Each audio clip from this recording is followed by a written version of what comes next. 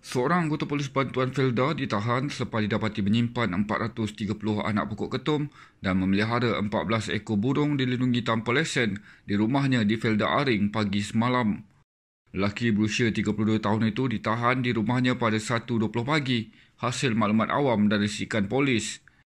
Pemangku Ketua Polis Daerah Gua Musang, Deputi Superintendent Sik Chun Fu berkata pihaknya turut menemui 72 botol mengandungi cecair hitam dipercayai ubat batuk di dalam rumah itu.